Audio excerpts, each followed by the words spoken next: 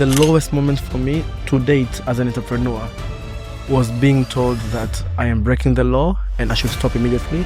And I remember opening my first company at 16, 17 years old. 80% of the tax is funded by small business. Tax was one of every 3 headlines. For 6 months, they shut us down. So how do I tell them to stop? How do I pay them back? I've had situations where we start a project, but it wouldn't be delivered and people don't pick up the phone calls, just purely unprofessionalism as well. And I fundamentally believe that to innovate, you have to be mad. If you fail fast.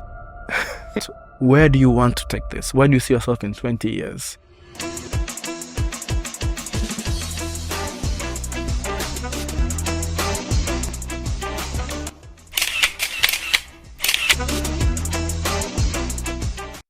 Welcome everyone. Welcome Baraka. This is Be Agile. And if you are new here, this is your first time, this is a place where we get to share knowledge and we get to talk with entrepreneurs, founders of technology solutions. They share their journey, challenges, and what they've gone through. And today I have my good friend Baraka Cassian. I go a long way with Baraka. At some point, he did an audit for our company. Yes. And we are users, actually, probably in top 10 users of Simplify, his solution. We are in that range. Baraka, karibu sana. Asante. For those who do not know about you and your work, you mind tell us a little bit about yourself and tell us your story. Welcome. Absolutely. Thank you, Grayson. Good to be here. Very excited Awesome. today. And myself, where do I start? I'm a dad to one 2-year-old. I'm a husband. I live in Dar. But more than that, I'm an entrepreneur. Yani, a serial entrepreneur. So by profession, I'm a tax consultant and an auditor. So that's my professional side. Mm-hmm. But then I've also founded multiple businesses. The main business is Cassian & Associates, an audit firm. Now 8-9 years old, 30 people, 2 offices. And then the more exciting one is Simplify or SimplyTech Limited, which is the shirt I'm wearing today, which is a tech startup, 2-3 years old, and something I'm very, very passionate about. And yeah, there's a lot about myself. Quite Nice. Yeah, so I'm sure we can talk more about that. Awesome. But that's me.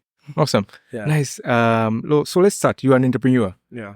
Generally, let's not get to tech entrepreneur. We'll get there, all right? Yeah. But where do you get the passion? What motivated you to be an entrepreneur? Because I know at some point you worked with a big 4 auditing firms. Yes. You did not mention that, but yes. What drove you to stop doing that to being an entrepreneur? What was your drive? Take it from the beginning. So I'm very blessed, first of all, to come from a family of entrepreneurs. So my dad and my mother are also business people. I'm glad that they're both still alive, so they still inspire me till this date. Also, my siblings, my brothers, my sister are also in business as well. So growing up, I watched my dad, who was a big influence, work through business, the business ups and the downs. And I remember as young as I was 7 years old, going to work with him. And it's very interesting because I used to hate it back then. I used to hate that I was missing weekends, I was missing class parties, birthday parties, neighborhood parties, Saturdays. After washing clothes, we're going to the office. He was a shipping agent, so we'd go and count containers together. I would help him. Back then we had fax machines, we had a typewriter. I would help him type letters, deliver letters. So it became natural from 7 to 17. I remember opening my first company at 16, 17 years old. Oh. And we even had to lie on the form that I was 18 because I wasn't allowed to. And the way my dad would teach us business, it was baptism by fire. So he would literally throw you in the pool and make you swim. So opening my first company, he would give us guidance, and then he left me at the Brella's offices right there and says, go, and with money, and says, go figure it out. So I did not know lawyers, MEMATs, I had no idea. So it started compounding for a long time. And then I was fortunate enough to start studying. I studied computer engineering, a diploma, and then I moved into accounting. And we can talk about that later. But fast forwarded, I moved into employment because it was natural after university. I wanted to get the experience, and I was I was overseas. I was in Australia during that period. And then I moved on from being an employee to entrepreneurship. So you can tell me where do you want me to talk more about, and then I can zoom in. But it's been in our family for the longest time, and I'm quite proud of that. Nice. Baraka, thank you for that. And I say you are very fortunate to have great parents who taught you about entrepreneurship. Just let's touch a little bit about that. And I think me and you, we had this conversation now and then. The difference between African parents and other colored people who they consider these things from the beginning. I wish to meet your dad, because like that was really baptism by fire. Yes. Tell me a little bit about that, about you are a dad now, and how can we be able to inspire the next generation to have that training from the beginning? You started your business, you registered your first company before you were 18. Yeah. That's something. So being a dad now, I struggle, I'll be honest. Because the times I wonder, how did our parents do it? How did they get it right? And even when I talk to them, as I said, I'm blessed that I can still access them and talk to them. I don't think they had a formula. I don't think he knew what he did. I think he just wanted us to be the best people that we can be. And because he was in the office a lot, he wanted us in the office with him. And then automatically it became that we were passionate about what he was doing and we grew with it. So what I want to instill to my son and the next generation is, first of all, I am a practical person.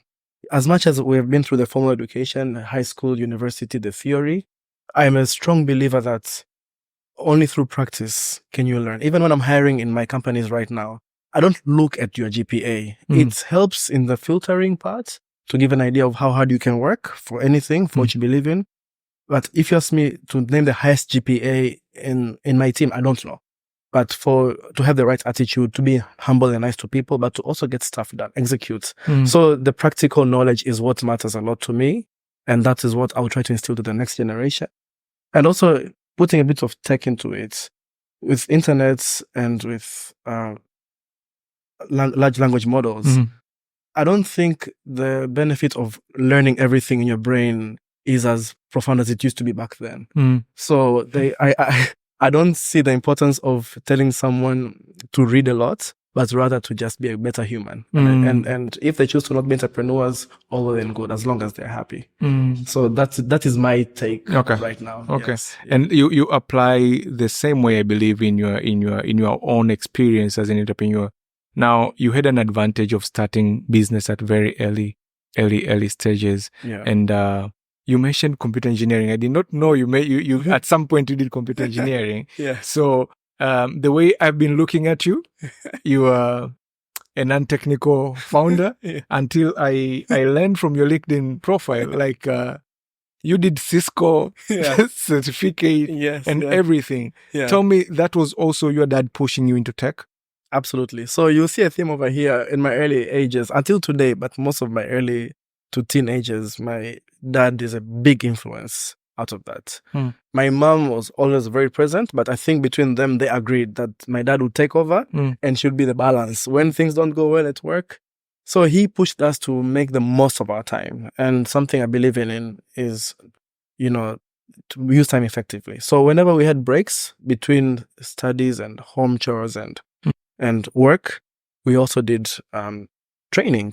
And he sent us to University of Dar es Salaam Computing Center, UCC, where as I was in Form 2, Form 3, we did computer hardware, we did website design. I remember learning how to do HTML back in the day and CSS. And then I wanted more. So when we had our break between Form 6 and university, I chose to do 2 courses, being very ambitious. Because I've always been passionate about tech. I've always been passionate about electronics. I remember trying to break apart all these gadgets my dad would buy. So we ended up I signed up for Cisco. And I remember that time I was probably 17, 18 years old. And I was the youngest in class. And everyone was betting that I would struggle with it. Even I did not believe in myself.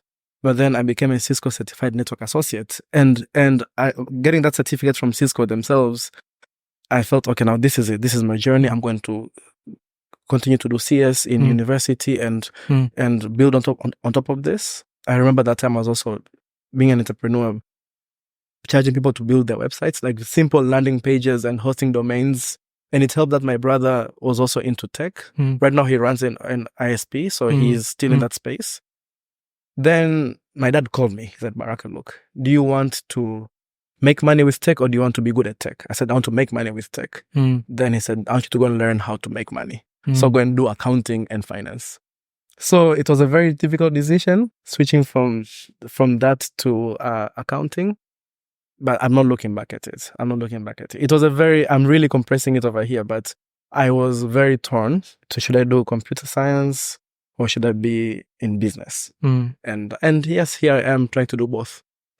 I'm now tempted to have Mr. Cassian, Baraka's dad, on the pod. Absolutely. I can invite him. That would be very great because, like, I don't know. We as parents, we need to be able to learn that, and I have so many questions to ask him. It's like just that question alone. Like, Baraka, you want to learn about tech or you want to make money with tech? Yes. And I need you to learn how to make money with tech. And wow. Yes. Yeah. Smart guy. Very, very smart guy. Also very. I would love for you to meet him. Yes. I'll be honored. Honestly. And like, yeah, probably.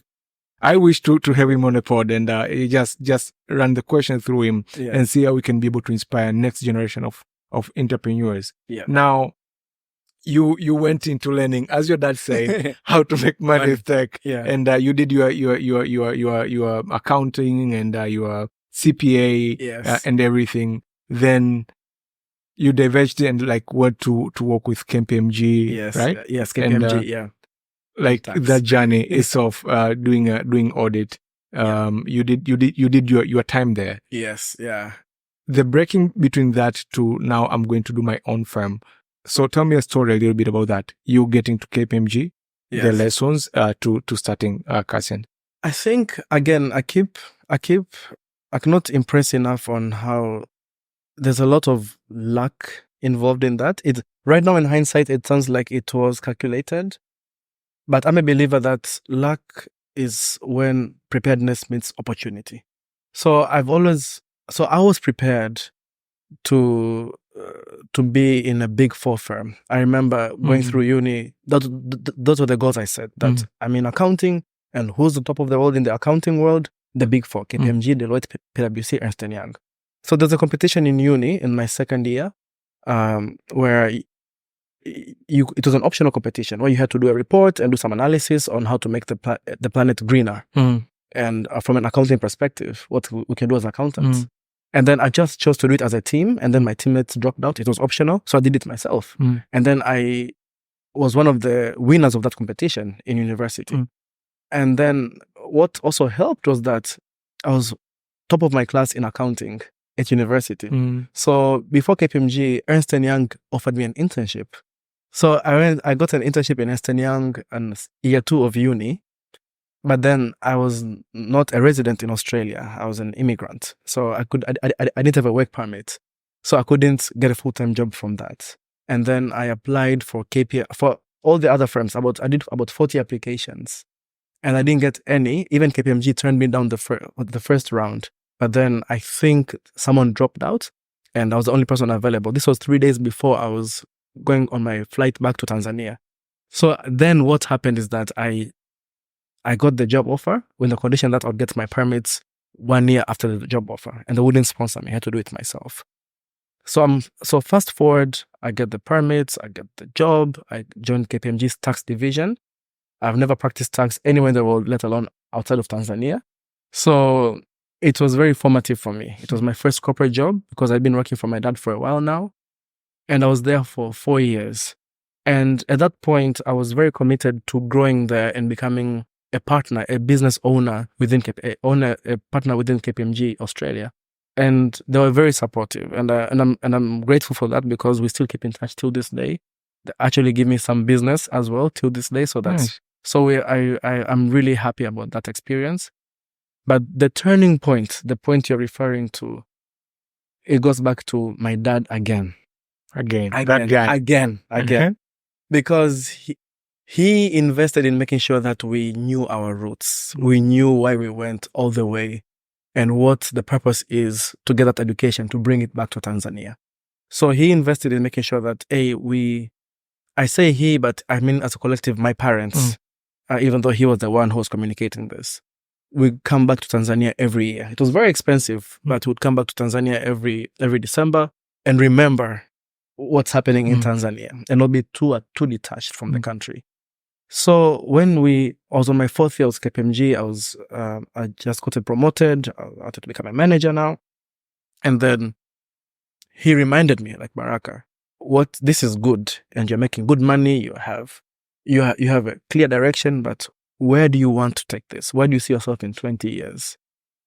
So it was a lot to think about. It reminded me about the decision of accounting or tech or computer science.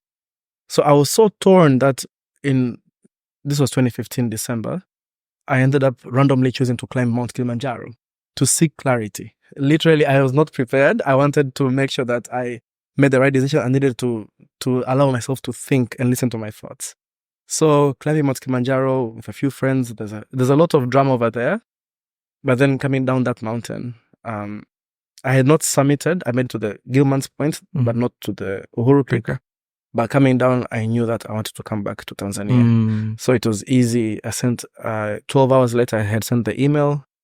2 weeks later, I flew back to Australia to resign and move back with my things. And on April 2016 is when I started working for myself in Tanzania. Interesting. Yes. Interesting. So if you're seeking clarity, learn it from Baraka now. You know what to do. Just find a hill, even if it is Pugu Hill. So just climb. On that same clarity topic, another one, I'll throw it in there. I proposed to my now wife on top of Mount Kilimanjaro again. Oh. So yes, I do climb mountains to seek clarity. You climb mountains. This is the guy who climbs mountain to seek clarity. That is very impressive and inspiring, Baraka. Now, you then, I believe you came in and you knew what you want to do. You started, I believe you had a foundation, the guidance from your parent, your father, because he was an entrepreneur already. Yeah. And by the way, you had already registered a company. Yeah. Ages. So like you knew the procedures and the hurdles, the corners to cut to do a business, to start a business in the country. Yes. Yeah. How long between Cassian, the associate, the firm that you mainly did for a time, to now starting, because I know before Simplify, probably you did some trials here. Yes. You did your first trial in tech. Yes. Tell us that journey. So I'd always been passionate about tech. Even if you check my browsing history from back then, all the tech websites, even the old ones, your Gizmodos and everything, I was really in that space. Any money I would save, I would buy the latest gadgets. When Samsung issued their first VR, I was that guy, the early adopter, and I couldn't afford it, but I would really, really make things happen. So I did not know what I wanted to do with tech and business just yet. So I tried to incorporate it in my accounting world. And what I mean by that is, for non-accountants,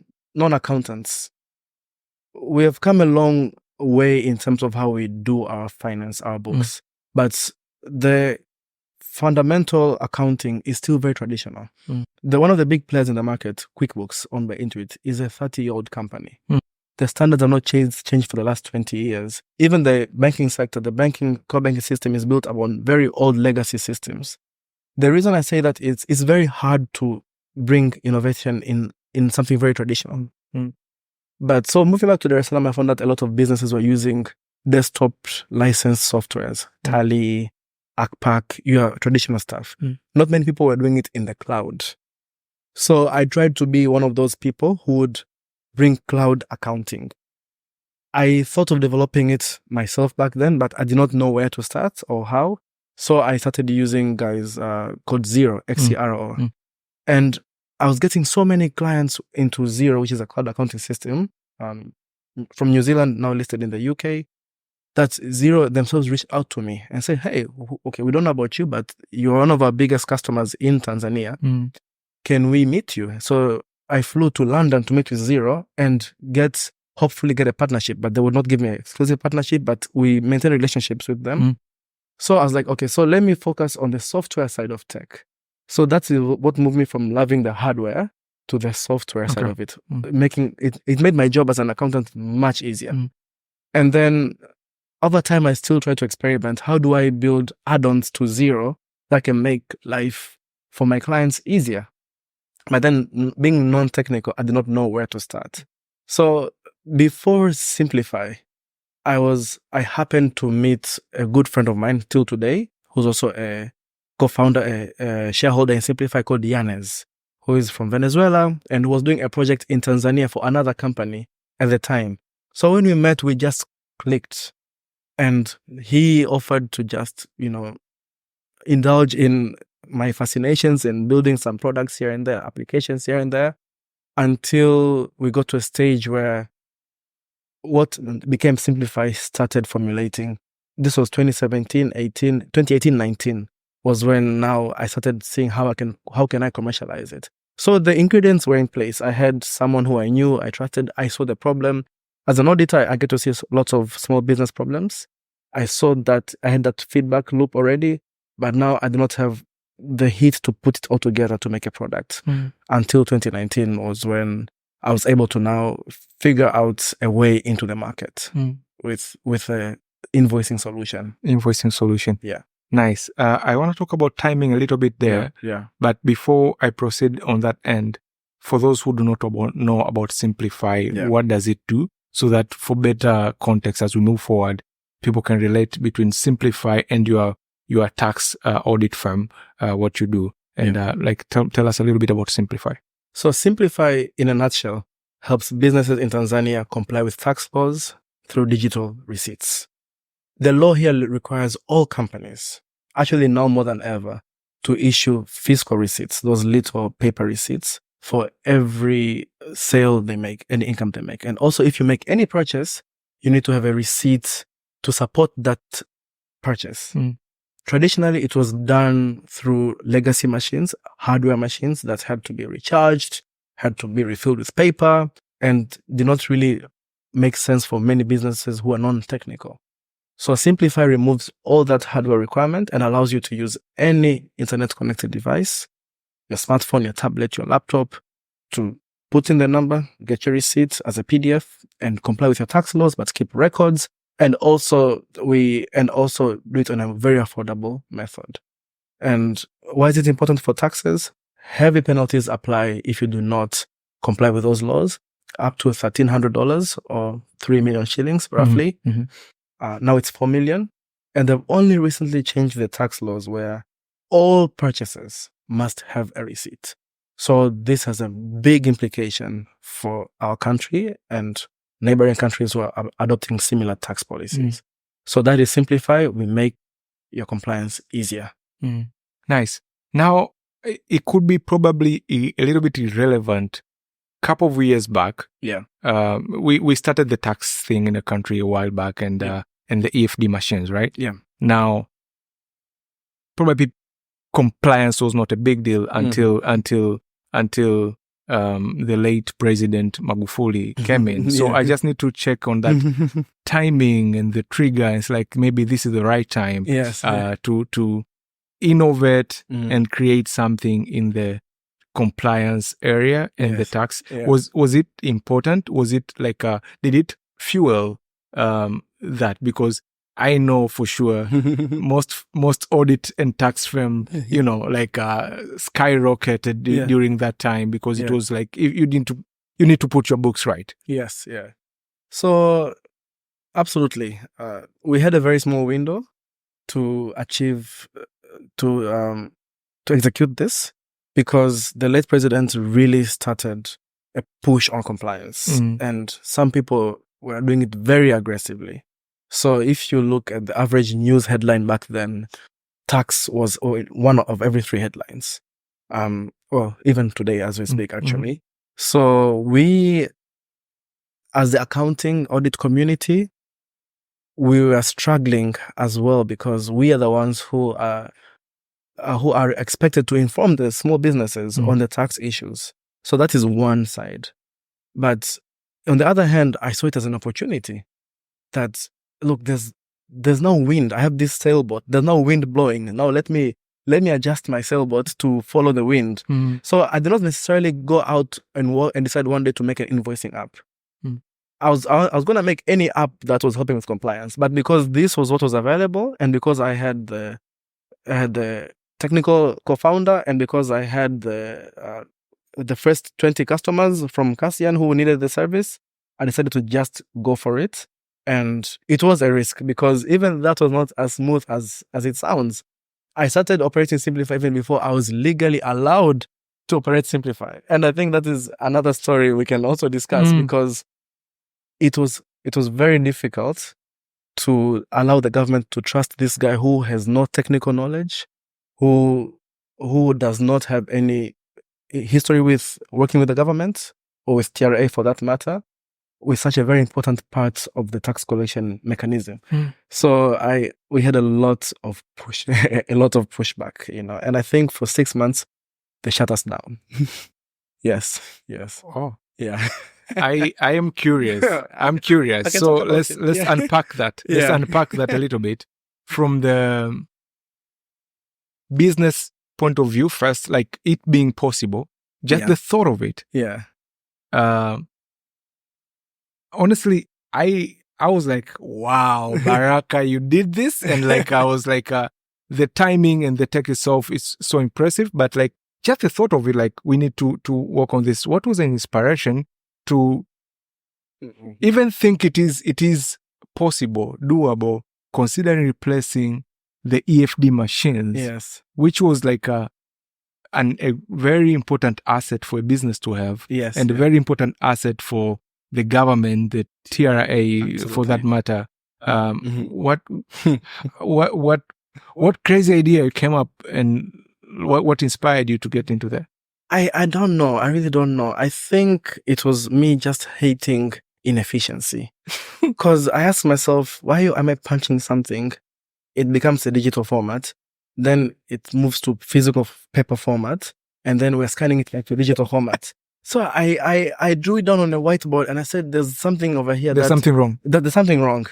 And then I was fortunate enough to have met people within TRA who are very progressive, who said, Baraka, our system now allows for direct integration.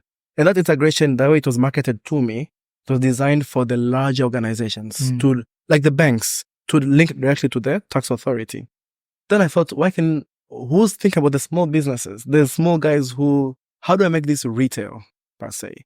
So I spoke to Yanes and said, no, Baraka, we can use this same API and have different users, have a multi-user functionality using the same API. We just need to talk to TRA. And TRA said, yes, we can allow many people to come through you guys. So being very excited that I am, I did not wait for permission. There's this saying that, don't ask for permission, ask for forgiveness. So I said, let me just see if I can be a bit more confident with myself. Let me try to let me test this. So we created a very high level version, a very basic version of it, like an MVP. And then let's test it on a live environment. And because there's no one else doing it, the guys gave us live access. And it worked. And so by the time you knew about it, that was maybe 2 months after the first ever VFD that I did. I was so excited. I started telling my close friends, Grayson, hey guys, business. There's this thing happening. Can we try it together? So I started receiving money for the product until I cannot forget that day. It was a February until I get a phone call. And from the person in the authority who's in charge of that. And rightfully so, they were not happy because I was already marketing. I'd already made a video marketing it, which went viral in WhatsApp groups. And because it was so new, we're even called fraudsters. Like, no, these guys these are fake receipts.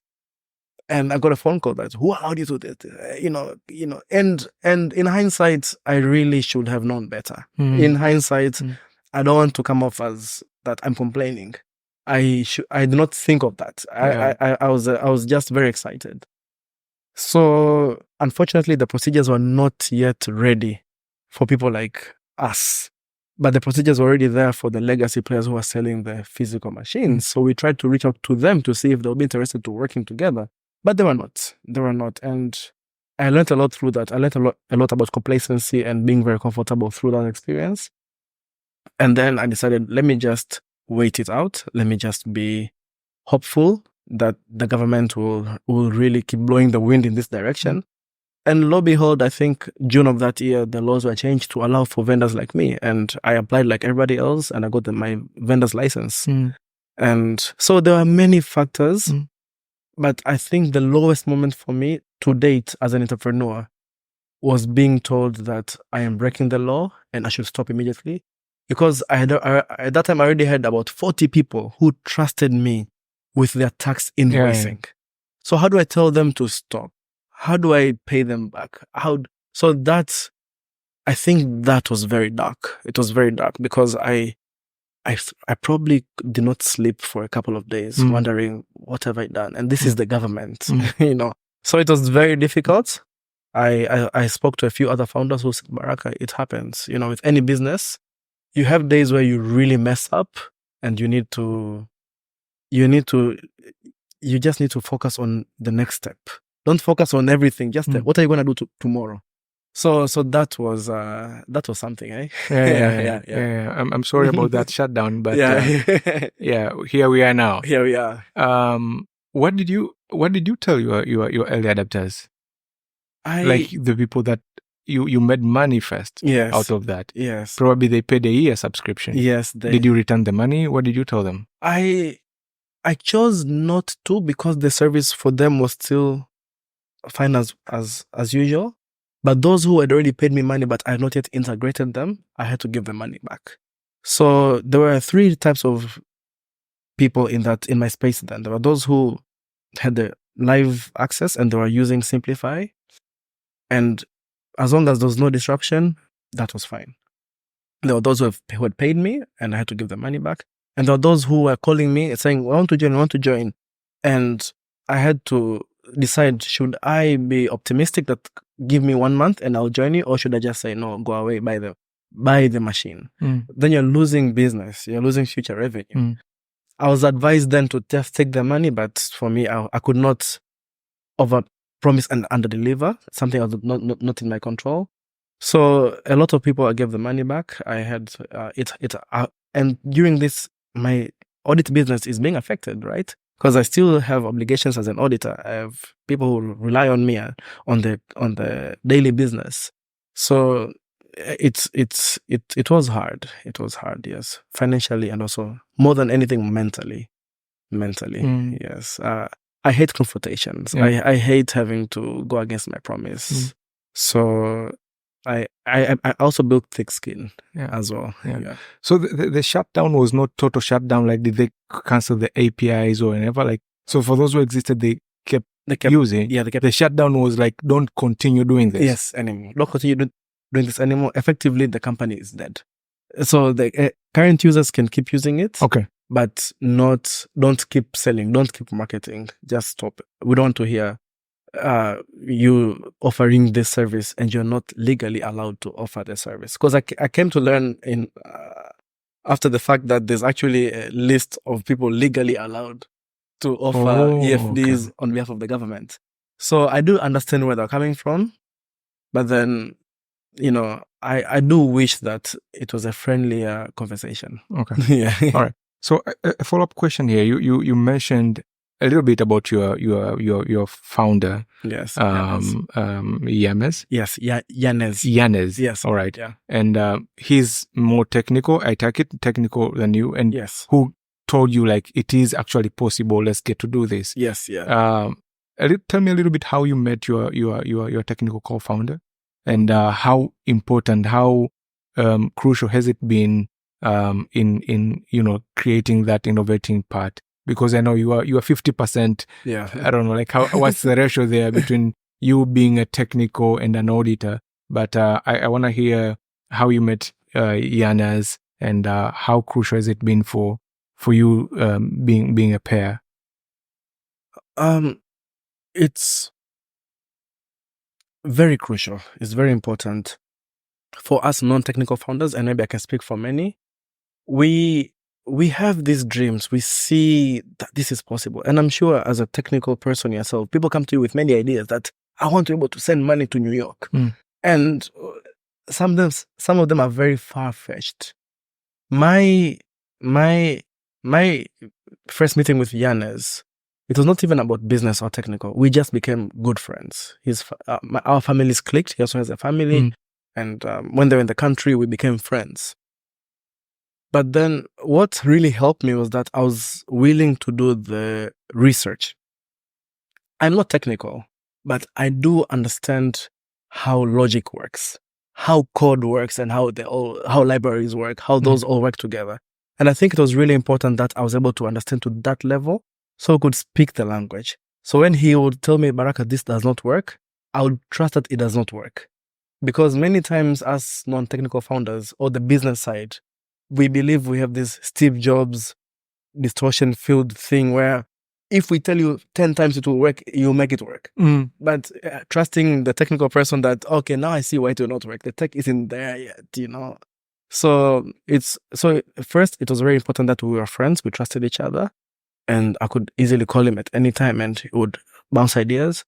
But then the second thing was that as a non-technical person, you actually have to do your homework. You actually have to if he says something like, this library or Python versus Java, I go back and I do my work and figure out what language do I use and why, So if he says Vue, I don't know how you say it. Vue. Yeah, back and front end Vue, React. I know what those mean. So he is also willing to explain that to me. So in a nutshell, it's very important that we met, very important that I trusted him. And we had some issues, some difficulties because I had to sell the dream to him. Him being a non-Tanzanian, not having understanding of the tax systems here, but also me understanding him telling me, Baraka, this is going to be very expensive, maintaining this, building this. Do you have the runway to support this? Because I don't. And being able to meet him halfway. Those dynamics people don't talk about as when you co-founders meet, and maybe sometimes that's why co-founders grow apart because of different expectations from each other. Okay. Yeah. Okay. You mentioned something important here, and that was something that I was planning to ask you a little bit later, because I know you are a learner of life. Like you love reading, you love educating yourself, and everything in between. How has it been important? You already mentioned that, keeping up yourself and not lazing out and say, like, I have a technical founder, I can relax and everything. Yeah. You learn and know the language and everything. And I remember we had a chat and everything, asking me about AI and everything. We go back and forth ideas. And by that point, I was like, I did not know you had a technical founder, but I was like, Baraka is well off. Yes. He's technical enough. He'll be fine. Okay. He'll be fine. He'll figure it out. And going on. What are your go-to resources if you're to advise, fellow non-technical founder and any other entrepreneur trying to invest in technology? What are your go-to resources? What is the pathway for you to be able to educate yourself and knowing this is enough? I know enough here. I can venture into this and know enough about this. Tell me about that. There's a lot of resources, but what worked for me, Reddit. Yeah. Reddit is a good middle ground because, if anyone who knows Reddit would know Reddit has different topics, different subreddits where it's a mix of very technical people and non-technical people chatting about problems. So it's a safe space for me to read different chats without having to contribute or to talk to one-on-one, ensure that I don't know what I'm reading. So Reddit was a good source of looking at conversations and learning from other people having the same problem. With the internet, 9 out of 10 times you would see that what you're facing, someone has faced before. But then you have other forums like Discord or, other communities, Hugging Face or other, where it's very technical. But Reddit was for me, layman. But also I realized not having a fear to ask stupid questions. For example, I did not know what a full stack dev meant until 5 years ago. Or back and front end, as I've just mentioned. So just asking, what does back end mean? Being a sponge, being someone who is ready to unlearn and relearn things and not have an ego about it, that I need to know everything. And history also shows this. You look at the comparison of Steve Jobs versus Bill Gates. Bill Gates used to make fun of Steve, saying that, Steve, you don't know technical stuff. Tech should be run by technical people. And then, looking at that and trying to see, okay, what am I? Where do I fit in that space? But what really motivates me to put in the work, because you really have to read and learn, and YouTube, watch a lot of videos, have it diluted to you. I do not look at any textbooks, because by the time you look at a textbook, the tech has moved very far ahead. So the internet was my source of everything. But last but not least, figuring out that my job is to sell and to listen to my customers. So if I don't have any technical knowledge, I cannot answer the customer then, because the customer doesn't want you to say, I've got to ask somebody else to see if this is possible. So I need to know enough to be able to talk to a customer, explain the problem to them in layman's term, and also listen to them and not overpromise. So having to sell and having to talk to a customer without lying to them also motivated me to know the tech behind the product we're building. Okay. Yeah. Nice. How did it start with Simplify? I just need to understand the first prototype or the first MVP, the building of it. Yes. Did Yanez actually code? Or you had to hire someone? I just need to get on, because I understand you have the team now. Yes. But in the beginning, how did it start? Did Yanez got involved into, cracking the code or anything? Yes. So it first started when we got the API from TRA, the documentation, which in itself took months to get that documentation. And then Yanez, I don't think we had Postman back then. It was there. It was there. Okay, well, I do not know about it back then. So I don't know through what, but Yanez was able to test the API, because if you look at it in essence, the API is just the 5 or 6 endpoints talking to each other. I don't know if I'm using the right terminology. No, perfect. You're a good balance. So keep going. So it was not a very complex type of thing. So as a proof of concept, Yanez was able to code and test if he can send data one way and get the reference in return and build a QR code out of it. And that QR code works. So Yanez did that. So at that point, we're like, okay, so it works. And then now we got someone else. Now, this was all from Yanez's group of friends, guys in Venezuela. Unfortunately, at that time, maybe fortunately for us, Venezuela, the last 10 years, had been going through a roller coaster of economic issues. So there were a lot of people who are very talented who are looking for work. So he's like, Baraka, I've got some friends of mine who are really looking for work. Can I put them on a team? And they'll be very reasonable, because I know you're still playing with this. So we had a guy called Yenda, a guy called Anando, who were very, very critical on the first version of Simplify. And then another guy called Juan, who did the front end. And Juan, I still work with Juan to this day, because my second moment of excitement was when I saw how the landing page looked like. Had the logo, the colors. I was like, oh wow, okay. So we have a product, it just doesn't work. So the team grew and it was outsourced initially. But then with anything good, you start to see the teething pains. Time difference was a big issue, 7 hours. So any bugs could not be fixed until 3 p.m. Tanzania time when they wake up in South America. Also, the language was an issue. Unlike, Spain, where they speak English and Spanish, Venezuela is purely Spanish. English was very limited. So I used Translator a lot. And a lot of our communication was in writing, so they could translate and I could translate. So it showed in the product, because the product would have bugs because of miscommunication. And now I wanted to have a Swahili version, because my target audience is not an English-speaking country. So there was a lot of pain over there. So I think 2-3 years in, we decided to start to really double down on our commitment to have local developers. I had always been passionate to having local developers, but I I also had to respect my co-founder's process. I could not suddenly say, you know what, I don't want to work with you guys. I had to trust his people. But eventually we started building a local team who we have till today. So the previous team are doing other projects not linked with Simplify. And I'd like to think, successfully transitioned to a local team. Okay. Running Simplify. Nice. Yeah. Nice. There's a little bit of debate here and issues between local talents and developers. And I want to touch on that because you have been exposed to maybe different type of developers and you have seen that. Yes. Now, let's start with there are a number of approaches here. Yeah. All right. Yeah. And that based on what we've seen.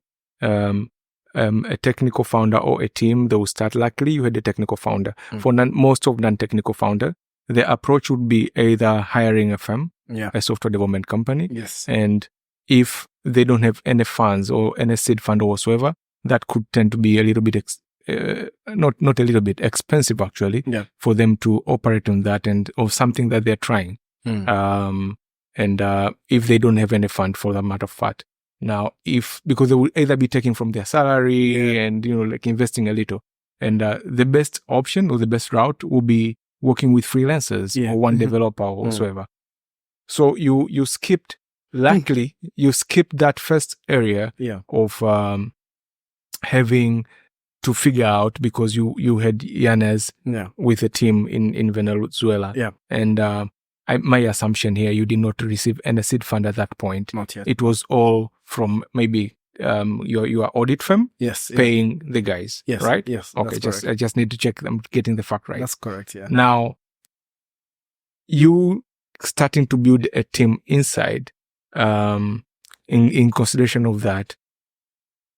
The interviews, the process, because it is now you here acting as like a visionary and grooming everyone with what you know. Yeah. Of course, I believe with the help from Yanez. Yes. How did that start? Your experience working with local devs and building a team internally. How did it go? So I might sound a bit controversial here. And my intention here is to not,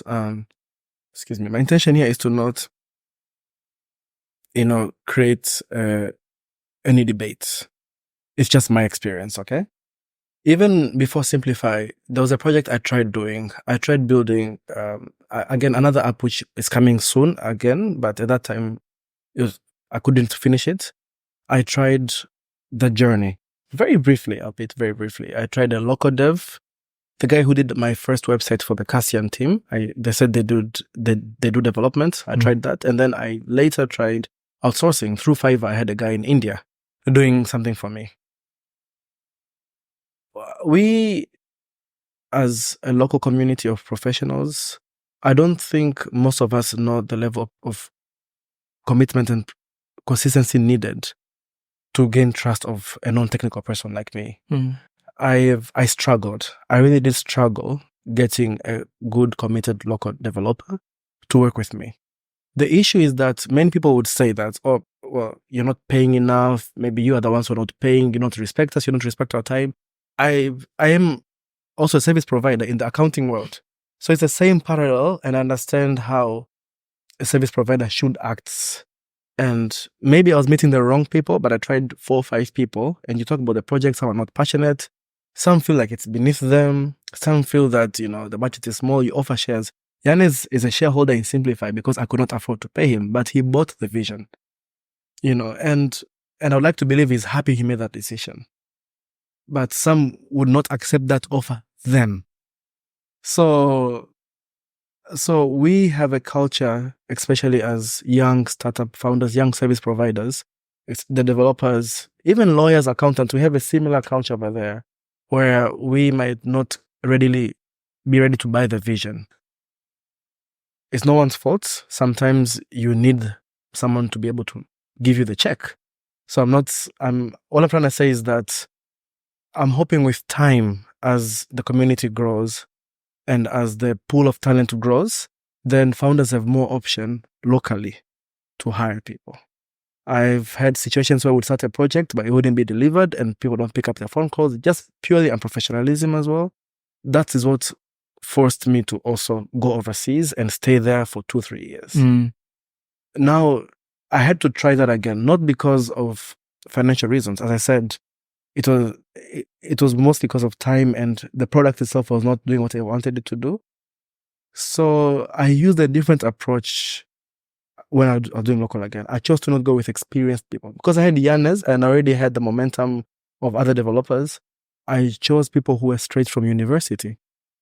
So Ernest, I remember Ernest. Ernest will tell you. Ernest is our first local developer here.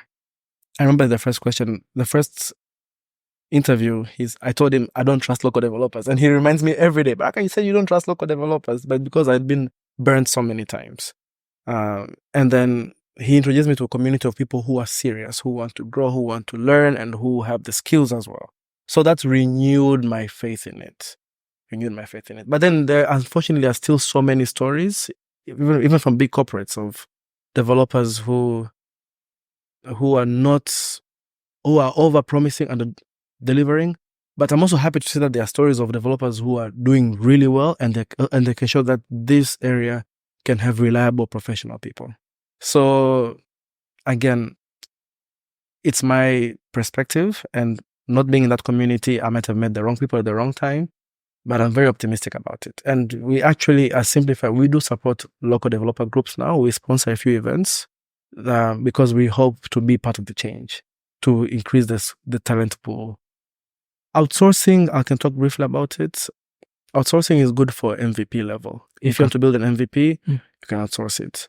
But if you want to build a product, not a feature, a product, you need to put in the time as a founder to build the talent locally, and also be willing to share some of that equity as well, locally, non-locally, to share it, to let them put their skin in the game as well. I also think as founders, we do not appreciate incentives like share schemes. So that's something we're introducing in Simplify, equity schemes for our employees, to show that, look, we're in this together, and we hope that even though we may not be able to compensate you to show your value, but we can compensate you in terms of you owning what you're building with us. Nice. That is very interesting, Baraka. Now, you spoke about people getting to understand the vision, and them being able to. How do you pitch? How do you have an imagination, and as any other entrepreneur and any other founder, you sleep, you dream, you drive, you dream, you do anything you dream about. What's next? Are we going to disrupt in the space? Okay. How do you now? This is a little bit practical. Yes. And I need to understand this is as important, like in terms of tools you use. The way you get down your vision of like what you need to build to your team, the actual now development team. Tell me about that journey in terms of like you have a requirement, you think like we need to do this integration, we need to integrate with WhatsApp or whatsoever. You just have it as a dream, as raw as it is. How do you get it down to the point of it being coded? Because there's a little bit of challenge there, I understand, and I wish people who are watching this, the innovators and founders, to just get to learn that process. So my process of communicating my vision to technical people, I'd like to use examples, purely examples. A lot of what we are trying to build is not something too far-fetched, not rocket science. Someone somewhere in the world must have done something similar like that. So I look for it. If I see a video, if I see a mock-up, or if I see a website, I show them that this is what we want to look at, but a bit different here, a bit different there. So that's the first thing, showing by example. Secondly, I do my research. Grayson, if I cannot explain it to you, there's no way that you can explain it to somebody else. So I have to do the hard work to over-explain and over-understand it. So as I'm doing my research, sometimes I might find someone, like a Medium article or on Reddit, someone who explains that problem, and then I just take snippets. Then I use Apple Notes a lot. I put those snippets together to show that this is where I've reached with my research. How can you take it from here?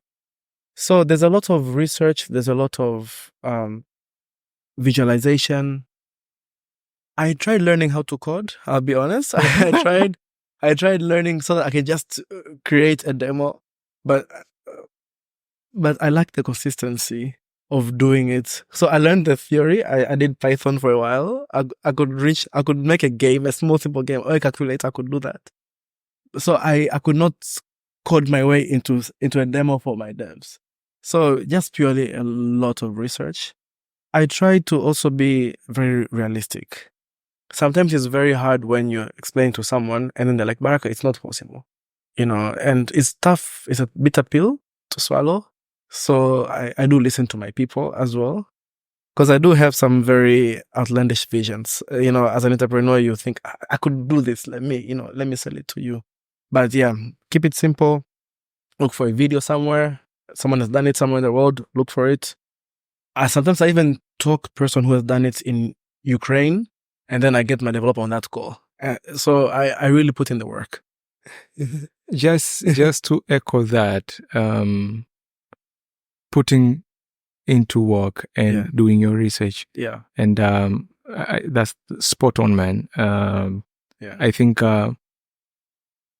most people get to believe that developers are magicians and they can get to figure things out once you just tell them and they'll go figure it out. Yes, yeah. But get to forget, we don't know anything about tax. Yeah. We don't know anything about finance and audit. Yeah. And we need to get to hear that business logic. So that's good. But a follow-up question on that. You say sometimes they tell you no, and this can't be done.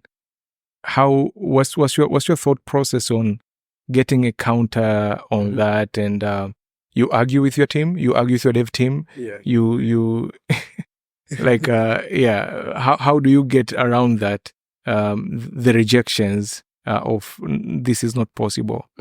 Are you playing the Steve Jobs and the Steve Wozniak game? Yeah, I it's a bit of that.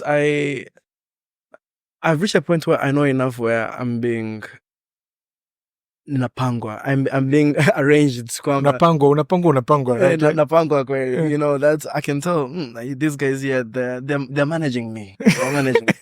So most of the arguments I have maybe is not really arguments, but debate is on timelines.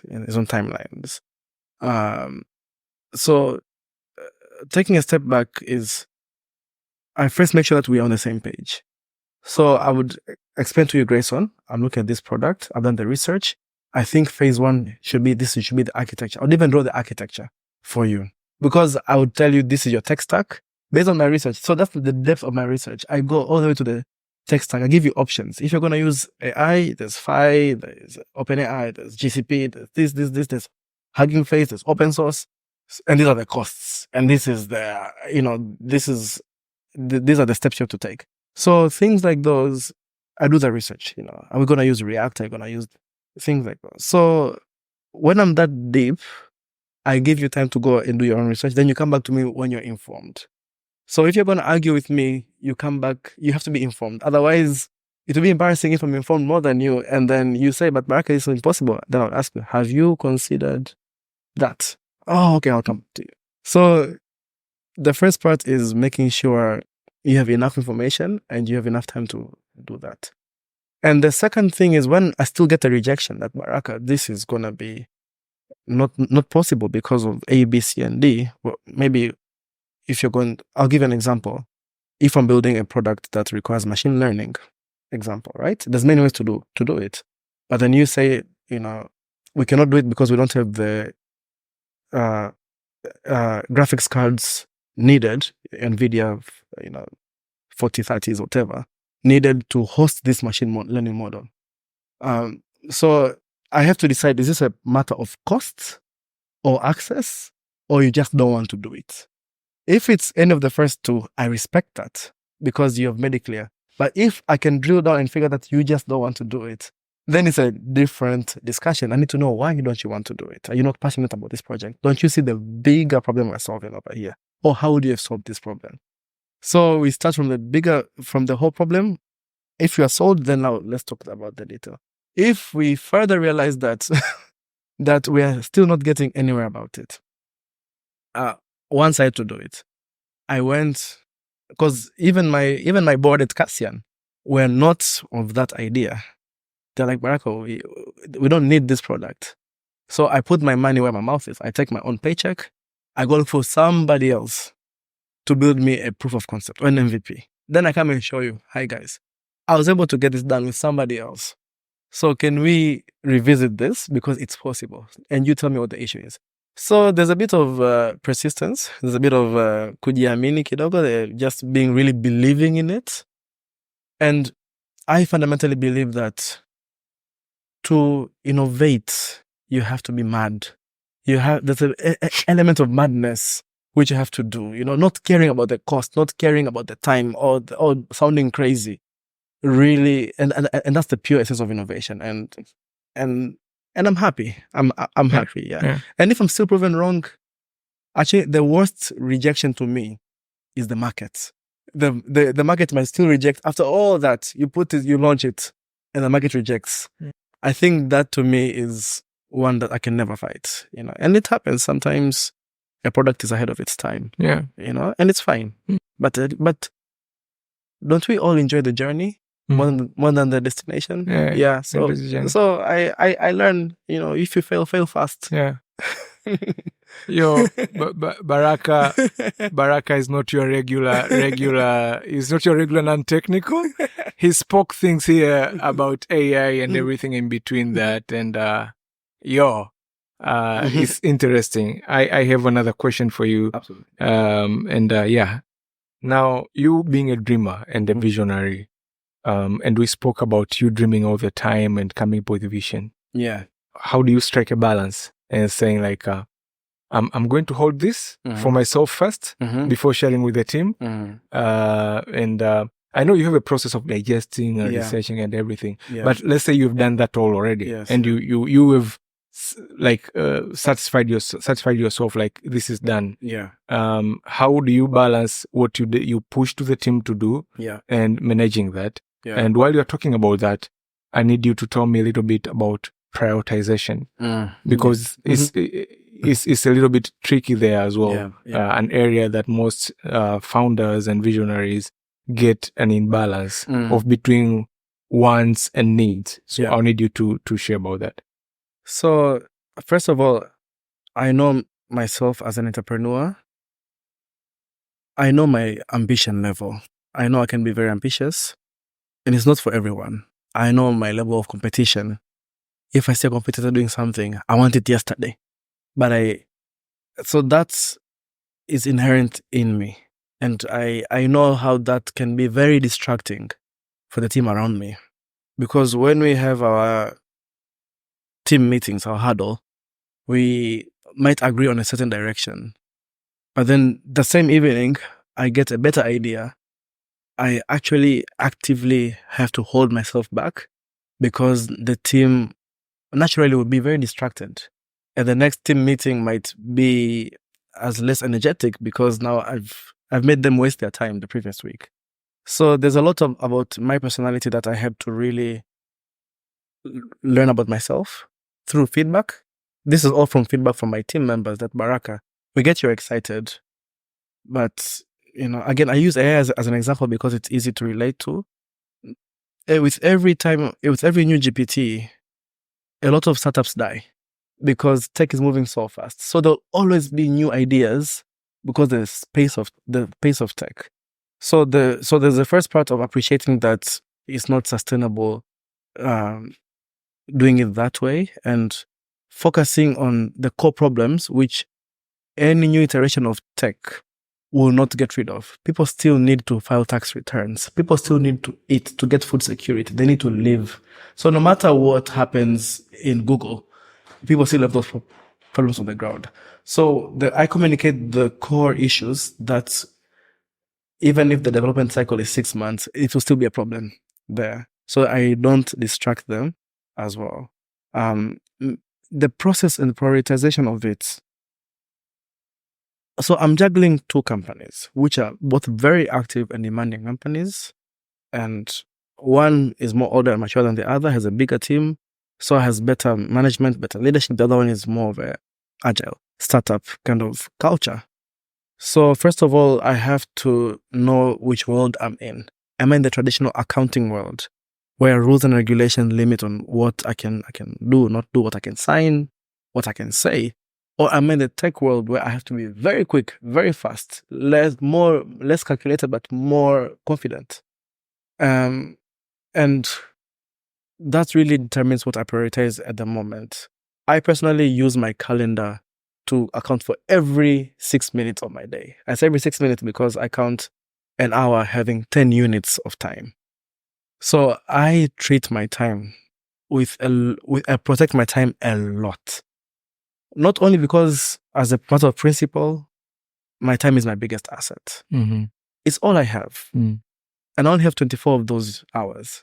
So I protect it a lot. But secondly, through my calendar, I can visualize, I can see that from 6 a.m. to 7 a.m., I'm doing this. And if I don't do it then, I have no other time to do it because my calendar is full. So I have to protect that. So I try to make sure that the time I spend with my team communicating ideas is spent wisely, and I don't come and reverse it by changing direction when I do. Sometimes, obviously, as a startup, you have to pivot, you have to change direction, but that's there's more consideration done. It's not a spontaneous decision. A lot of thought, team discussion, what to our sales, what for business, people marketing, people tech, discuss that. So there is no science to it. It's a gut feeling. Either you have it or you don't, but you can grow it, you can learn it. And it takes a lot of self-understanding first as a leader, and understanding the landscape and understanding your team and listening to them as well.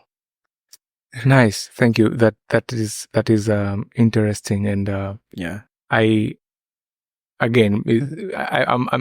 tempted to ask. Absolutely. The discipline part. Yeah. Was it again your dad, or who inspired it?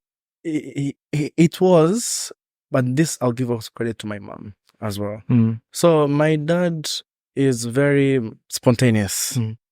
He has delved into many businesses, many things, many ambitions, non-business, charities, religious.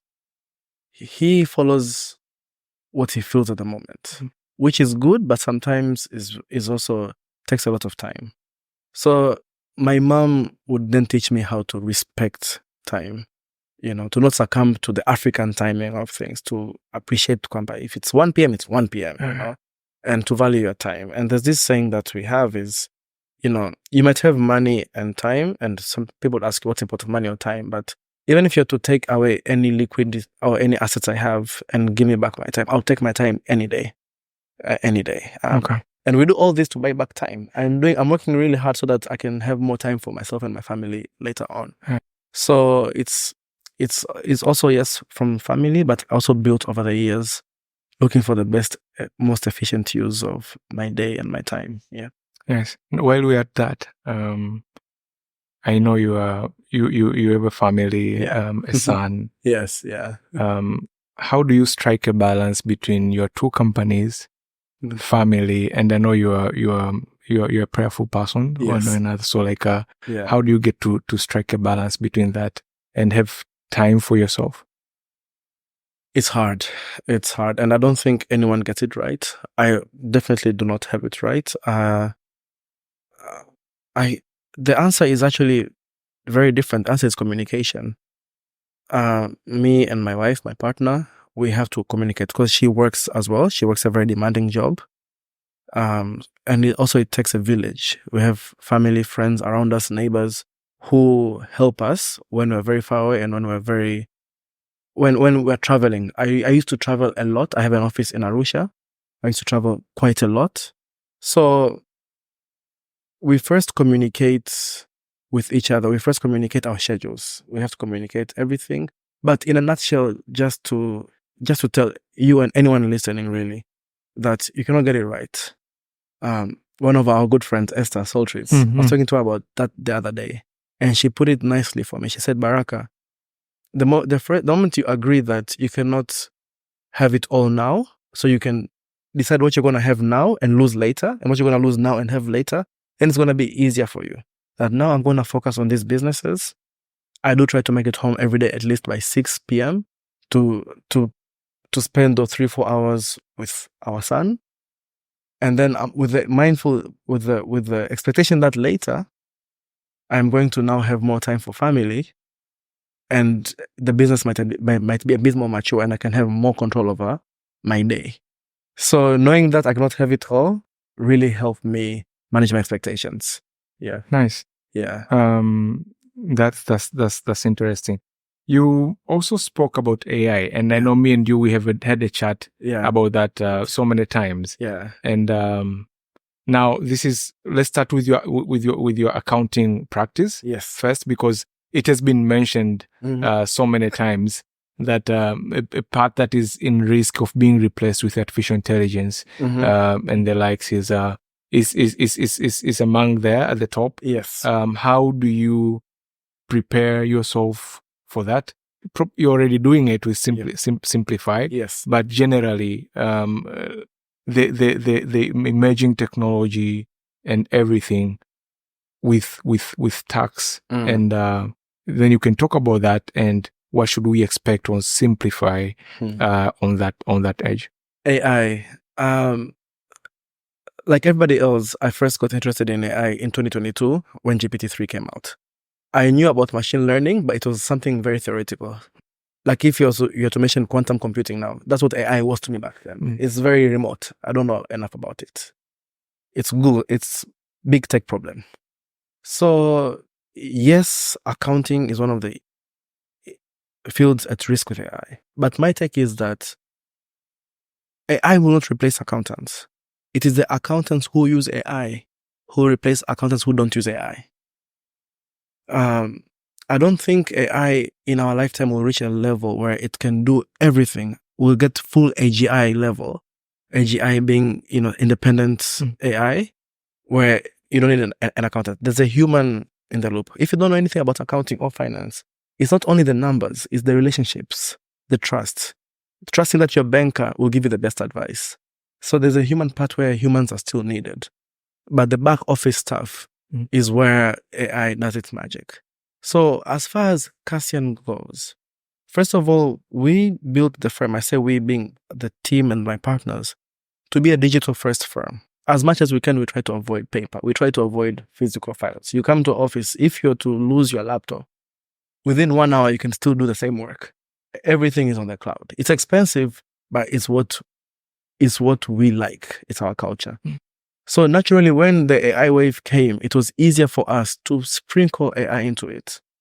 Have Grammarly or descriptive generative AI check the emails and rewrite the emails for you. Have so-and-so tool help you generate, reports for you. So we do use AI to make our lives easier, already active as a firm. And we do encourage use of that, especially in communicating with our clients. So that is one part. It's already in practice and we are seeing the effects of it. We even encourage use of ChatGPT for just rereading your email and telling you if there's something wrong over there. I say email, but also reports. However, we use the enterprise version for customer data. We don't want to train the GPT for it. But then people should also know that GPT being a generative model is very bad at maths. It's very bad at maths. So we still have to use our brains. As far as the Simplify side goes, which is where now I can do a bit more R&D with it. We're building products. We're very much building products that are going to use AI. We're not yet at the stage to talk a bit more about that yet, but I want you to picture this, Grayson. Imagine being able to have your data give you insights in the context of the Tanzanian tax system. So imagine getting a notification, "Hi Grayson, your sales this month were greater than last month. Don't forget to do your VAT return early because of, to do it properly. Or you have crossed 200 million shillings turnover this year. You need to register for VAT." Or something as simple as, "The law has changed. Your new payroll should look like this." So I want to replace the tax consultant in me by training a model that can simplify your compliance if you're to use Simplify. So that is the vision. And for any technical person listening to that, will understand that it's not just one piece. There's so many puzzles there. You have to have a chatbot. You have to have a reinforcement learning model that can learn from itself. You have to have something that can access local data locally and still access an LLM in the cloud. So, and more without going into a lot of detail. So we are actively looking at that space. We're looking to build into that. We're looking for talent who knows and understands that. And I've met many people who say that they're AI engineers in Tanzania, but they're not. I don't think there's an AI engineer, because you're either a computer engineer who knows AI or a machine learning specialist. And last time I checked, there've been no graduation in the last 3 years since GPT of AI engineering. Yeah. So there's a gap over there in terms of talent. Okay. Yeah. Okay. Yeah. Nice. Now let's get to some finance matters. You've been all you've been doing so-called bootstrapping. Yes. Investing from your firm to build SimplyTech and everything. And recently in the fintech space mostly, people have raised some interesting numbers. Yes. Yes, absolutely. You looking into that, checking on the VCs and anything in between that? My bootstrapping journey is a bit different. I try to be different. I don't know about many people in the ecosystem. A lot of them are my friends. We are proud that we have bootstrapped the whole way.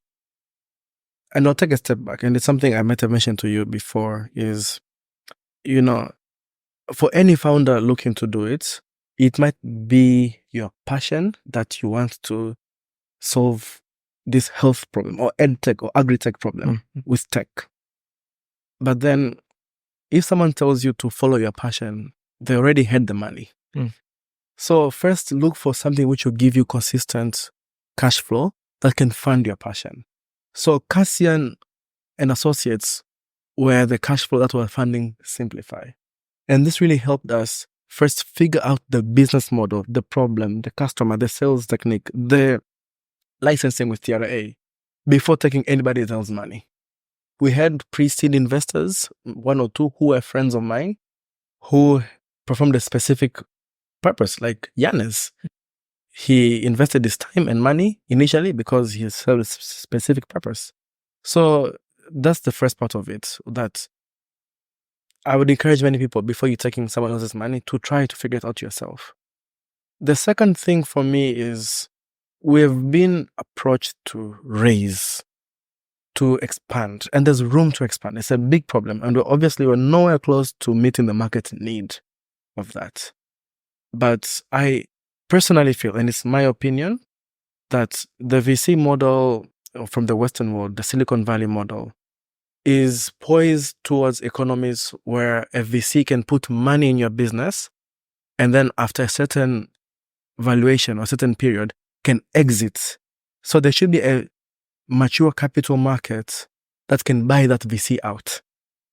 I don't know if Tanzania we are there yet, or if the VC was to put $1 million in Simplify, they can exit or we can IPO and for the VC to find the return on their investment.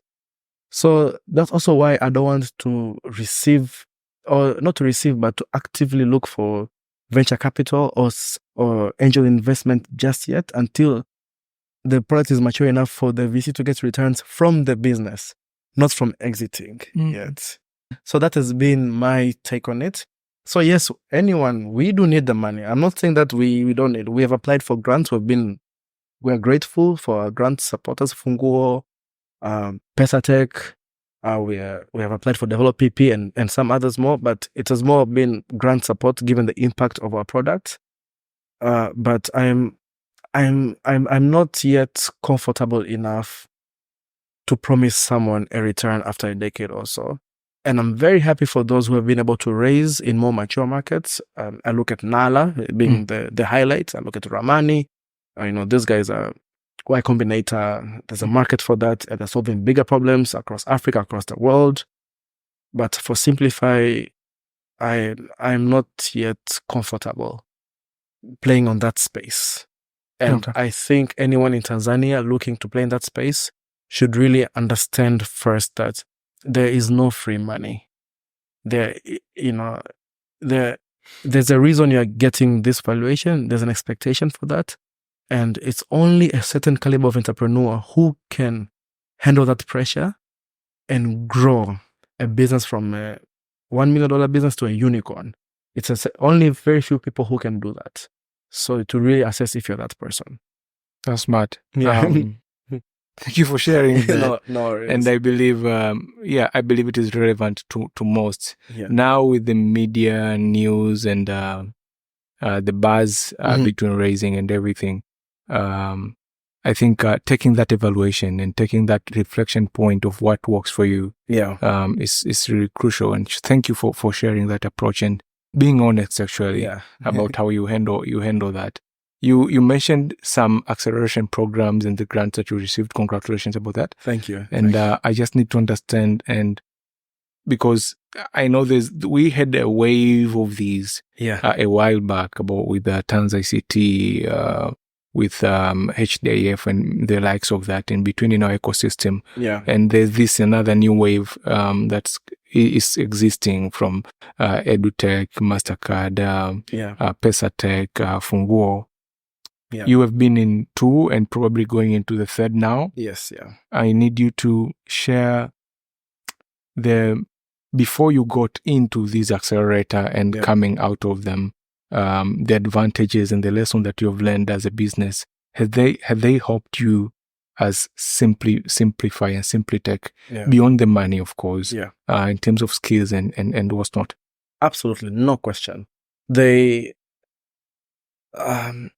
our education system does not teach that side of entrepreneurship. And if you look, we're a very young economy. We're still trying to figure out the traditional industries, let alone the startup space. We have not yet understood agriculture. So to expect people to learn about raising and exiting and cap table and development and governance, and most founders are under 35 years old, startup founders. So these accelerators do exactly that. They accelerate your knowledge. So personally, myself and my team, we have benefited from that knowledge, that experience. The access we get, these guys give you access to the right people. Because you have to remember, to be able to meet the C-suite in a bank, you either use the long route where you build a relationship in the banking space or the business space, or these guys take you to the meeting with them and you get heard. So I'm definitely very grateful for that. I think it's still an evolving space. A lot of people are still trying to figure it out. You have mentioned some names which are not there anymore, some names which are coming. A lot of people are trying to figure out the right model. Unfortunately, there have been some bad players in the industry, being like startups who would jump around only to get the grant for the monetary return. But then, for every grant you apply for, every grant, I'll talk about myself, every grant Simplify applies for, there's another startup who might not get that opportunity. So I also have to be very conscious that to also let someone else eat the pie. So yes, we've received grants from the first 2 we applied for, and we're grateful for that. But then I've reached a point where I'm trying to encourage my team that, okay, now let's focus on the business. Let's get the business sorted right. Let's go the business, because not only will it show that we are the right people to receive this support, the financial, non-financial support, but then we can also inspire other people to apply for those other spaces. Yeah. And last but not least, the ecosystem is very small. People talk to each other. We know many people just between ourselves. So outside of the institutions, the development funds, I think not enough is said about the WhatsApp groups we have with other startups, sharing ideas. When we meet and we have coffees, those are mini accelerators, but they're not structured. And I think there should be more of that, more self-initiated get-togethers between startups without having a UNCDF organizing it. We should do it ourselves. We now have an association, so that's progress. And I look forward to seeing the startup being more independent, the ecosystem being more independent here. Yeah. Nice. You say you are now going to focus on building a business. Yeah. If it's okay with you, Yeah. you mind sharing like how is Simplify's cash flow now? Where are you at? Have you broken even? Like if we put it in the level of 1 to 10 in terms of it being sustainable, where are you at? So right now we have broken even. We are covering our own costs. We're covering our operational costs, our payroll, our rent, fully covered from Simplify revenues, and we have enough traction to do it for the foreseeable future. A lot of our free cash flow, when I say free cash flow, I don't mean that there's money sitting in the bank. Any money that's left from all these costs goes into development of new products. And as founders, we're still putting money in, which goes into the new products. So we are proud of reaching that space. I think you have to understand, on average, tech plays are not meant to be profitable initially, because you have to acquire market share or you have to get the product market fit right. So we are happy that maybe because I'm also an accountant, that was the priority. Cash flow. Now, as far as where are we in the scale of 1 to 10 in terms of business size, we're not even past 5. Okay. I would say we're a good 3, because whilst we started off early, we're in a competitive market. So we have lost a lot of market share in between over here. We're looking to get it back, and we're also looking to reach out to other business verticals, to reach out to seeing, what else can we do? And what's driving us? We're not a non-profit. We do want to make money out of this, but what makes me excited is solving your problem as a small business. If I can say that after a decade of doing this, I was part of the journey of solving Tanzanian small business problems, then that is my personal goal. But I have to make money to achieve that. Yeah. Yes. Yeah, nice. If you're to go back to start again. Yes. Simplify. Yeah, Simplify. Yeah. What would you change? If I could go back and start again, what would I change? Take your time. Let me take my time with that. What would I change? See, I believe that everything happens for a reason. Even the mistakes we've made has brought us here. Yeah. So if I could go back and change something, but not change the outcome of where I am, I wish I started sooner, earlier. Yes, I could have. It would have been ahead of its time before that moment, so I had to do it at that time. But I wish I started looking at solving problems via tech earlier than just the invoicing. I think back then there were also other problems I would see, but then I would say, it's too hard. Let me do the accounting. But if I started earlier, I would have known about local support, local ecosystem, maybe met other developer communities locally, maybe played a bit more before meeting Yanes, because Yanes was the trigger of I can build something. But just toying around with ideas, MVPs, proof of concepts, I could have done that earlier, been a bit more confident with myself. The second thing is, I wish we released an app earlier. Our strategy was wrong at the beginning. We built a web app because I viewed Simplify as something an accountant in an office using, not someone on their phone using. But then the market was not on the PC. The market was people on their phones. So I held back building a web app for too long. And if building a mobile app for too long. So if we had a mobile app much earlier, that would have really helped our business. So now we released one very quickly. It was not good. So we are redoing it again. So this year we're releasing a more mature iOS and Android app. Finally for Simplify after 4 years. So the mobile adoption for us was really slow. Okay. Embarrassingly slow for someone who loves tech. I should have thought mobile first a while back. Yeah. Okay. Yeah. We learn from that, right? Yeah, we do. Nice. I believe the new ones that are coming, yeah, you're considering all the 360 of it. Yes, exactly. Nice. Yeah. Now, the guy who inspired you and told you to go look for where you're going to make money with tech and inspired you to go into tax and accounting, looking back and talking to him now, is he proud? He's immensely proud. Oh, I think sometimes I'm even scared that I'll let him down, you know. he's very, I'm happy that I make him proud, you know. You know, I don't know about you, but my parents, they were not, the generation was not born in Dar es Salaam, you know. So they were born from rural Tanzania and moved to Dar es Salaam. And then I was born and raised in Dar es Salaam, in a city. So when we talk and he looks back at where he came from and the fact that we're having a chat now about such things, and he's seeing me and my other siblings, brother and sister, living their dream, I think that's the best gift any parent would have. Yeah.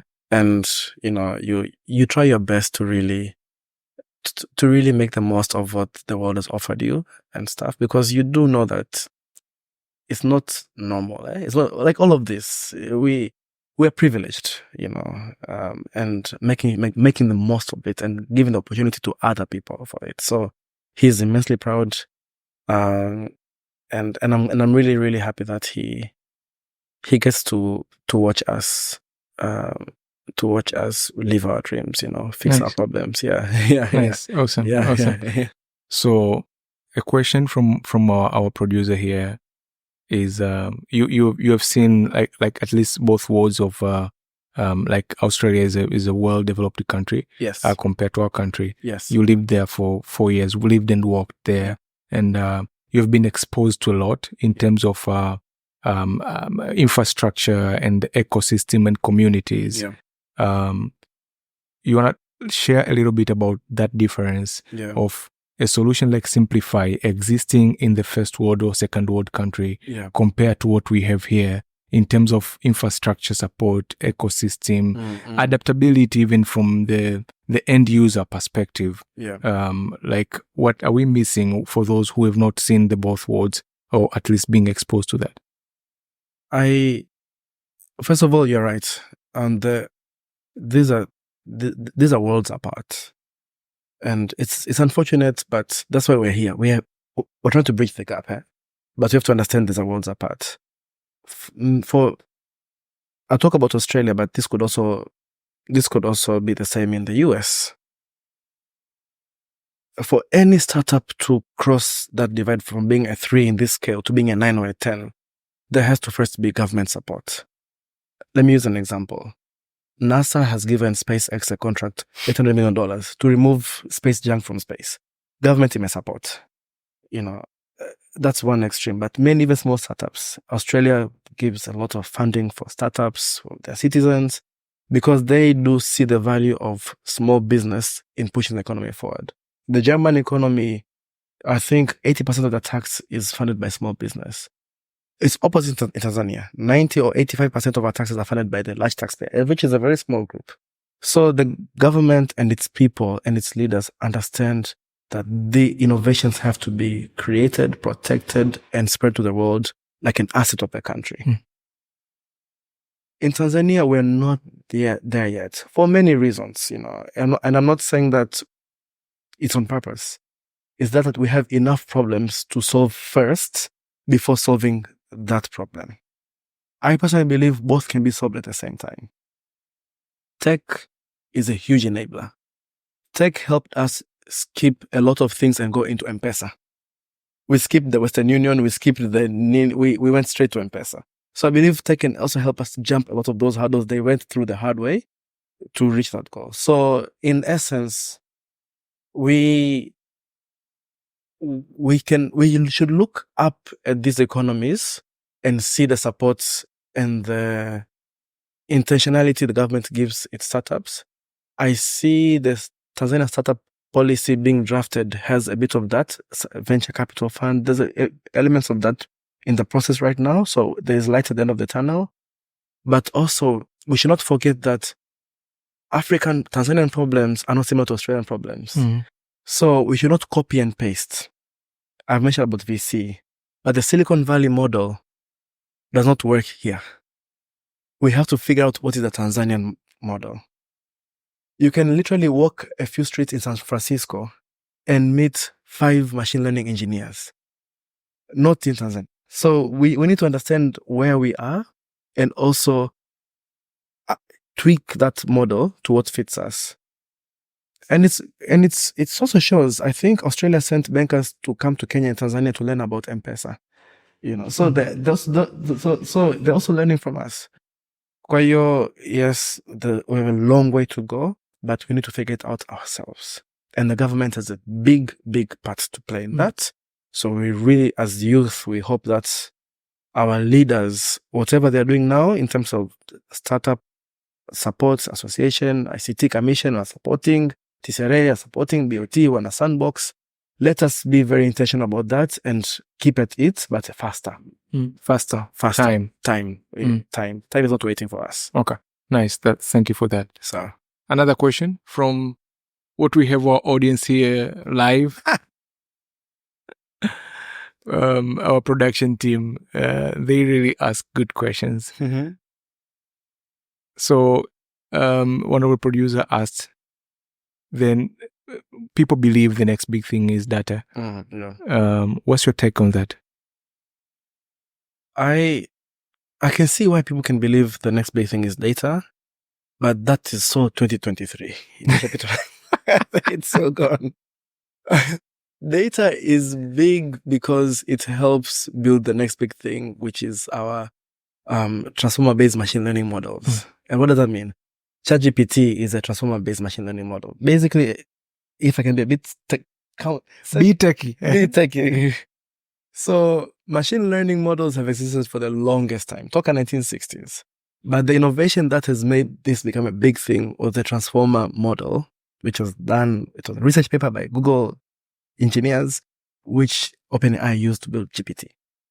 And what that model does, it takes data and it can now have conversations with you based on the data. So data is a big thing because it's used to train those models. So yes, data is important and data is gold right now because zamani data was important for marketing, but now data is important for building products like AI. So my take on the next big thing is, I might sound like a nerd, AI consciousness. Right now, we talk to I use AI as a collective, by the way, yeah? But technically, we talk to a GPT. We talk to GPTs conversationally, and that is already groundbreaking. It wows the mind, But then, it doesn't have a conscious. And we are scared because if it gets a conscious and you put that in a robot, you've created a self-learning, self-talking model. But then if that's done safely in a good way, the impact is huge because then now you don't need, and Nisame, why I'm ranting about this. It is big because it will change how we view the life, how we live our life. I don't need to have someone in a factory, a cloth factory, pulling the lever, pressing the button. The AI can do it for you. So you release that person to go and have a better life and think of a better job somewhere else because the grunt work is gone. So the big thing is AI consciousness or AGI or AI that can decide for itself. But we are scared because we don't know if it can be used for good or for evil. Data is fuel for that big thing. But now I'm talking about the engine itself. Yes. Nice. Yeah. You are really nerd. I watch a lot of sci-fi movies. Because even I'm scared. I'm like, okay, maybe in my generation, I don't think I'll live more than the next 50 years. I'll be 100 years old, Uko. But I'm thinking about the next generation, Are they ready to negotiate with computers? Half of our finance is done by AI already. Half of our medical analysis is done by AI already, research. So we are getting there. It's just not connected. So it scares me sometimes. Yeah. But it's big. Baraka, how would people get Simplify? And who is Simplify for? And how can they contact you to get get that simplification. Simplification. So if you are a business, a company, a partnership, a church, anyone that has a TIN number, or you hope to have a TIN number, a tax number, Simplify is for you. The law is very clear. The penalties are very high, but Simplify can help you manage your invoicing better. So to get hold of us, simplify.co.tz. Simplify, one word, .co.tz. You have all our details, our pricing, our chatbots. You can chat with us on WhatsApp over there, our phone numbers. It's all very transparent. Or you can follow us on Instagram, SimplyTech, on LinkedIn, on Twitter, on YouTube, the same thing, at SimplyTech, to have all those details. Again, the law has changed from 1 July where all purchases must have a receipt. It's not either or, it's all purchases must have a receipt. And Simplify is here to help you remove the stress of compliance on the receipt side. So we look forward. Awesome. Nice. Thank you. Awesome. Thank you very much, Baraka. Some good insights. I've been trying to jot down the takeaways here, and it has been too much. Sometimes I can't even read my own handwriting. So let's just go through one. I have noted about 7, and let's start with 1. Baraka, based on your conversation, I've been able to pick these things, and just to insist more is stay curious, be willing to learn, research, learn, ask good questions. It's really important for parents to have people guide you, mentors to guide you through the journey. For this case, Baraka had his parents who influenced his journey of entrepreneurship from age 15, 17 to 18. He had already started his own company. Luck is equal to preparation and opportunity. You can just be luck. You need to be ready in place for the opportunity to hit you. It's okay to have passion and vision and actually follow that, but follow where the money is. And I think Baraka got it from his dad. And I know there's a book who specifically speaks deep about this. Fix the core problem. Don't follow and rush into hype and trend. Build something that will be able to last for a while. If focus on your user pain points and look at that in the long run, how you're going to solve that. African problems can't be solved using Western strategies. So as much exposure is good. Be exposed. See how can you be able to apply that in your local context and build something that matters to your people. Someone said data is the next big thing. Baraka disagreed a little bit about that, saying data used to be a big thing, but right now AI consciousness is the next big thing, and data is just a fuel to that. Thank you for watching Be Agile. Thank you for staying us to this very end. You found this valuable, you found this insightful, and it has inspired you, and you think it will be relevant to another founder. Please share with them so that they can be able to learn, to be able to build the best and better solutions for our country. Baraka, thank you for your time. I know you have time boxed this slot and probably have gone over your slot. Yeah, so thank you very much. We appreciate you being here and looking forward to the next features of Simplify and using the product. Thank you very much. Thanks, Grayson. It's a pleasure as well. And congrats as well. We have not spoken anything about you, but I learned from you as a friend, also as my client at Simplify, and I look forward to also watching IPF skyrocket. Awesome. Thank you, guys. Cheers. Thank you.